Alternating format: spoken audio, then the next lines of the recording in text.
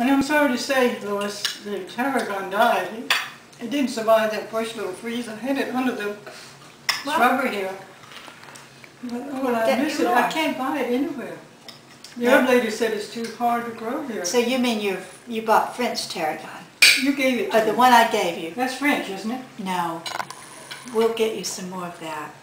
Well, it's the stuff that does well here. That's what I know. We went to the... What are you doing? Your Japanese fern is doing very well. Good. Oh, it's pretty.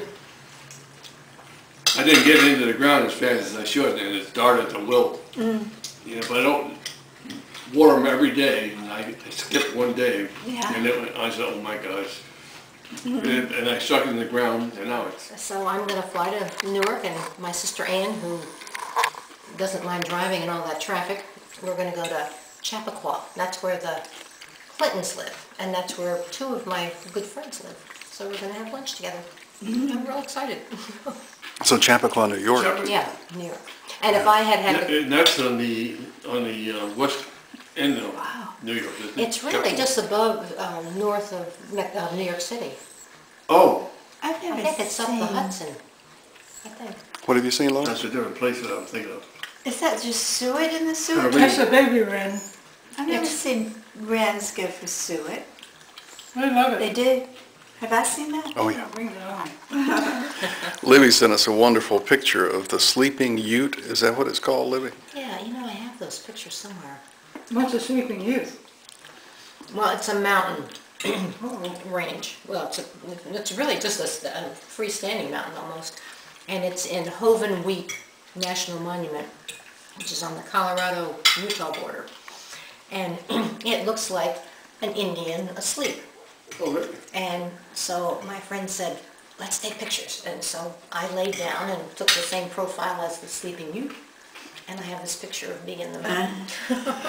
Now, everybody must do that, Libby. Must be a line of people laying down too. Yeah? Well, that sounds interesting. I'd love to see the picture. Well, I'll go see if I can find it. It's in the car It's a somewhere. good picture.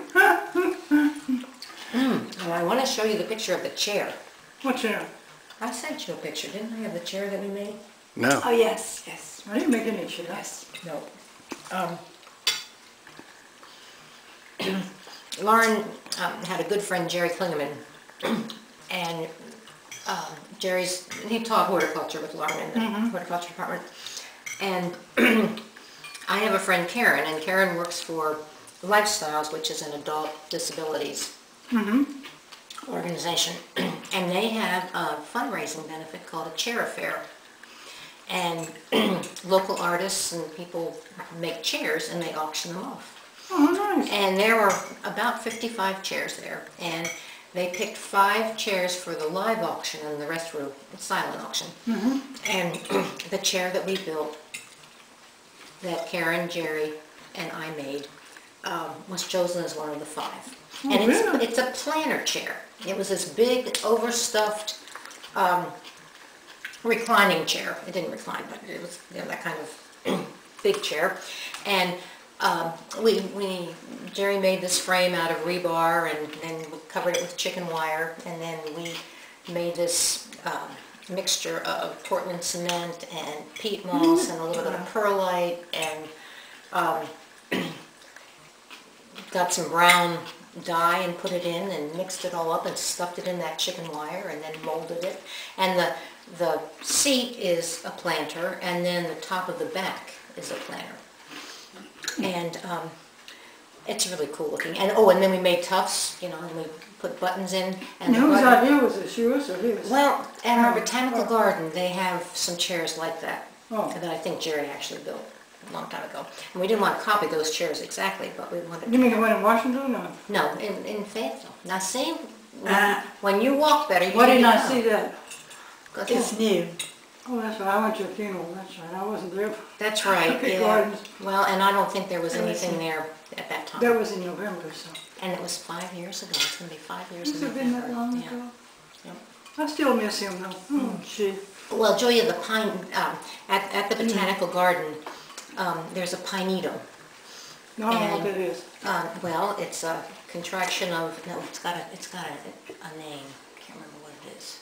But think of a pine arboretum, right? Yeah, it's a contraction between pine and arboretum, so we call it Okay, pinetum. okay. I have a friend who's big into English, and she says, "Oh God, what an awful word! Pretty soon we're going to have maple-retums and rhododendron-retums," and she didn't like that. But it's dedicated to yarn, and it's a it's growing. And it's nice, and it's kind of the screen between the highway and the new botanical garden. Our botanical garden is only, well, it's 10 years old, but it's only been planned for about Takes 2. a long time to establish one. Get the money is what it And costs. Charlotte and I got to visit it just before its opening. It's very pretty. And now the signs are up. The signs are up when Ann and my siblings were there. And yeah, it's going to be really nice. And they replanted the trees that were killed because of that terrible freeze last year. There were about 5 that died. But anyway, our chair that we built, the buttons that we tucked it around were old kitchen cabinet knobs because Jerry remodeled his kitchen. And then we got a big Solomon seal plant to put in the seat. Now we didn't Where'd you actually. find that? Well, we Did you both, grow wild then? no, but he had it in a pot at his house actually. But I had a big. I mean, I You might be couldn't- arrested if you tried to dig one up in the woods. No, I have a mound of Solomon seal as big as your table. Oh, I didn't know it grew that big. Oh, Lou oh, had it's some in spreads his out. little herb garden, his wildflower garden in Pittsburgh, under the deck. I don't know where you got it, but But anyway, our chair sold for $1,200. ooh, Oh, and so we had the Solomon seal in the seat, and then we had spurge up at the top. And it looked like wild hair growing. It was so cool. I have a picture of it. I'll have to show you. And who bought it? who bought it? Yeah. Well, a Why? judge, Christine and Klinger and her husband, and he's a judge, and Christine, well, she used to teach in the, she was head of the Infant Development Center for a long time on campus, so I've known Christine a long time. In fact, I bought the chair that she made, but I didn't pay $1,200 for it. And, but it was so funny because a week later, the botanical garden had their big greening of the garden, and they had a big auction. And Christine bid on a landscaping package, and she bid $2,000 on that landscaping package. And I ran over and I said, "Christine, has the check for the chair cleared yet before you go?" But she doesn't live far from me, so I've gone by and seen the chair. Yeah, it's really cool. Nice. But it weighed 300 pounds. We had to get a lift truck to come get it and pick it up and deliver it. So they had a good place for it? Yeah, yeah. I just wondered.